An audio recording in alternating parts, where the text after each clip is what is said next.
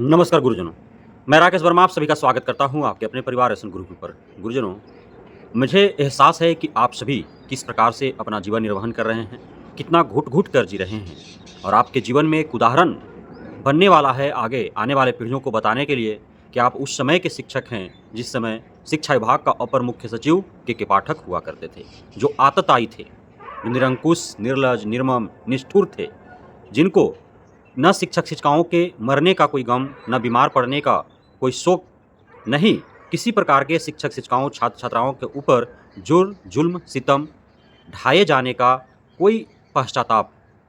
एक छोटी-सी भूल पर भी वेतन काटने, 1-1 हफ्ते का वेतन काटने, पूरे महीने भर का वेतन स्थगित करने और अंततः सस्पेंड करने तक की कार्रवाई करने का जो सितम आप झेल रहे हैं, यह अवश्य ही आपके जीवन का एक बहुत बड़ा अनुभव होगा।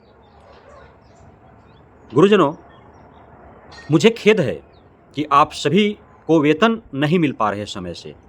कुछ आप में से हज़ारों ऐसे हैं नौनविक्त शिक्षक साथीगण, जिन्हें पिछले 6 माह से वेतन नहीं मिले हैं, तो किन्हीं का 4 माह से नहीं मिले हैं, तो किन्हीं का 2 माह से नहीं मिले हैं।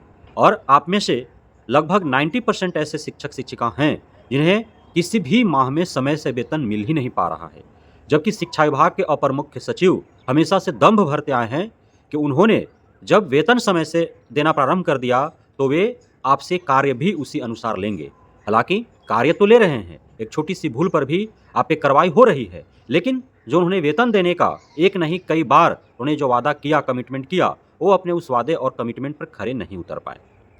अब बारंबार जो है आप सभी डीओ का चक्कर लगा रहे हैं, कभी आप पटना मुख्य शिक्षा विभाग के कार्यालय तक भी पहुँच पा रहे हैं, लेकिन एसीएस के पाठक से आपकी ना मुलाकात हो रही है, न वे मीडिया से कभी रूबरू होते हैं, न ही प्रेस कॉन्फ्रेंस करते हैं, जिस प्रकार से बीपीएससी आयोग के चेयरमैन अतुल प्रसाद किया करते थे।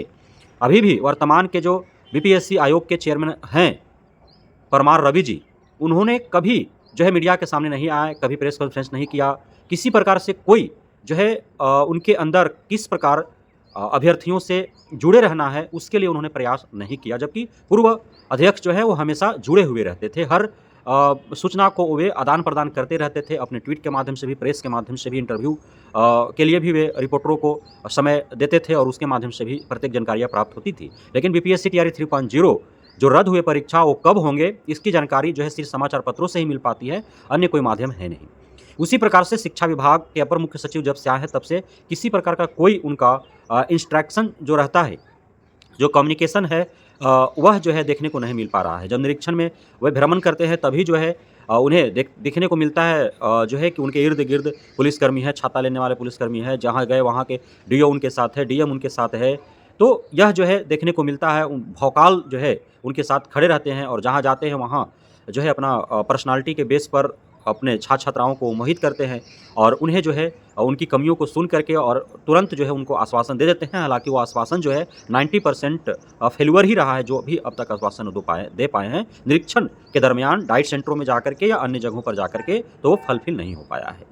तो उसी प्रकार वेतन जो प्रत्येक माह के 1 तारीख को दिए जाने की उनकी घोषणा थी, वह भी हवा-हवाई हो गई। उस पर किसी प्रकार की कोई सकारात्मक जो है वो देखने को नहीं मिला कि उन्होंने कहा तो उस अनुसार जो है वो कार्य हो रहे हैं और प्रत्येक माह के 1 तारीख को जो है वेतन मिल ही पा रहे हैं।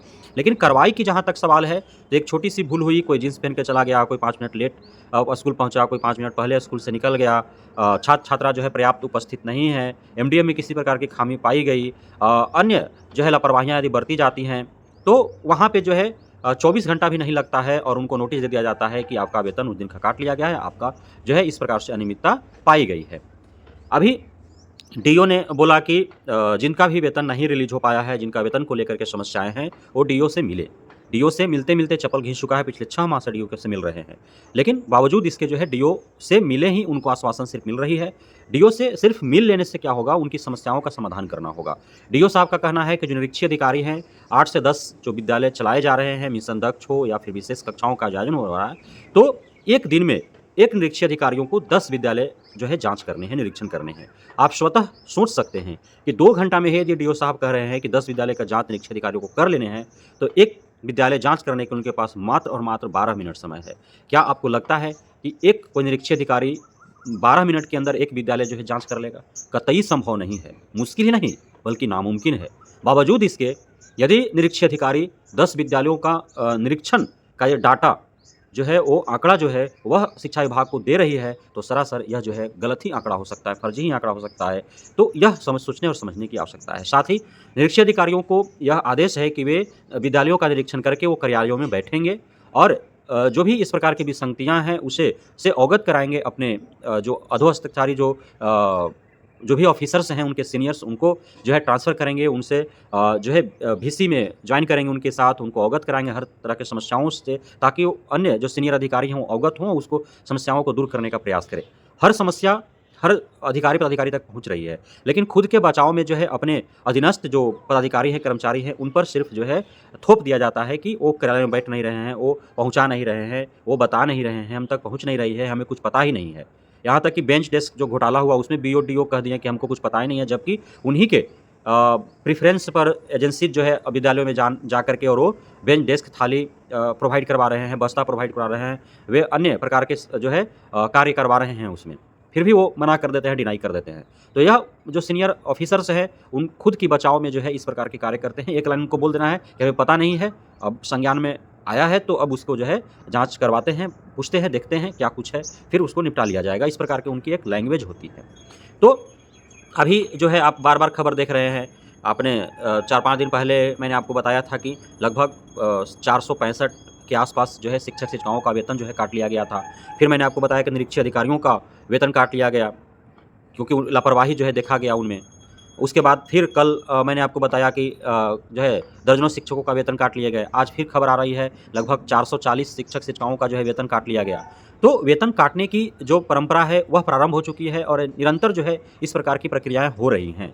लेकिन सवाल यह है, आखिर शिक्षक क्यों शोषित और प्रताड़ित महसूस कर रहे हैं? क्यों एसएसके के पाठक से भी इनका भरोसा उठ गया और एसएसके के पाठक के प्रति इनका नज़रिया जो है बदल गया? क्यों आखिर? इसके पीछे का एक ही कारण है कि आप जो हैं, मैं बार-बार कह रहा हूँ कि वेतन नहीं मिला है। कारण चाहे जो भी हो, चाहे मेरे तरफ से कारण हो तकनीकी या फिर आपकी तरफ से, आखिर उस समस्या जो पिछले 6 महीना 4 महीना से चले आ रहा है, बारंबार जो है उसकी शिकायत देने के बाद भी आप समस्या का समाधान नहीं कर पा रहे हैं, तो उसमें कमी तो अधिकारियों का ही है ना। बावजूद इसके आप वेतन एक तरफ दे नहीं रहे हो और दूसरी तरफ जो है छोटी-छोटी गलती के वजह से भी आप वेतन काट रहे हो, तो यह क्या समझा जाएगा? आप वेतन नहीं दे रहे हैं आप, तो उसमें आपकी भी लापरवाही है। तो आपका भी वेतन काटना चाहिए, आप पर भी कार्रवाई होनी चाहिए। तो कार्रवाई एकपक्षीय क्यों? क्यों सिर्फ़ शिक्षक-शिक्षिकाओं को ही शोषित प्रताड़ित किया जा रहा है? उन पे ही क्यों कार्रवाई की जा रही है? क्यों वेतन बाँटने की, वेतन वितरण करने की जिनके हाथों में शक्ति है, उनके ऊपर क्यों कार्रवाई नहीं हो रही है? सोचने और समझने वाली बात है। तो इसलिए शिक्षक-शिक्षिकाएँ जो है, वो पूरी तरह से अपने आप को एकदम बंधुआ मज़दूर सा समझ रहे हैं। उनका हाथ बाँध दिया गया है। किसी भी क्रिया के प्रति विपरीत प्रतिक्रिया करने पर भी उनकी शोकॉज भेजा जा रहा है, उन पे कार्रवाई हो जा रही है। यदि इस दरमियान जो है, चूँकि उनकी नौकरी जाने की खतरा है, उन पे कार्रवाइयाँ होने का डर है, तो इसलिए जो है निरीक्षी अधिकारी भी फर्जी डाटा जो है वो हेडमास्टरों से ले रहे हैं और फर्जी डाटा ही आगे भेज रहे हैं। अब इसमें हमें जैसा उम्मीद है कि सबकी मिलीभगत है, क्योंकि सबको पता है जो उपस्थिति है मिशन दक्ष के तहत, वो उपस्थिति 50% भी नहीं है। जो देख रहे हैं बच्चे, वह स्वेच्छा से जा रहे हैं, तो ऐच्छिक बच्चे हैं, लेकिन मिशन दक्ष में जो है जो नामांकित बच्चे हैं, वे 50% भी नहीं जा रहे हैं। तो ओवरऑल उपस्थिति फर्जी दी जा रही है। एमडीएम का जो डाटा है वो फर्जी दिया जा रहा है और बहुत बड़े स्तर पर घोटाले किए जा रहे हैं, जिसमें संलिप्तता सभी अधिकारी पदाधिकारियों का है, एससीएसके के पाठक सहित। क्योंकि मैंने बार-बार कहा है कि एससीएसके के पाठक शिक्षा विभाग के हर मद के पैसे का उन्होंने दुरुपयोग किया। सिर्फ एमडीएम पर ही उनका नज़र था और गर्मी की छुट्टी में सुनियोजित तरीके से एमडीएम के पैसे को भी वे दुरुपयोग कर रहे हैं।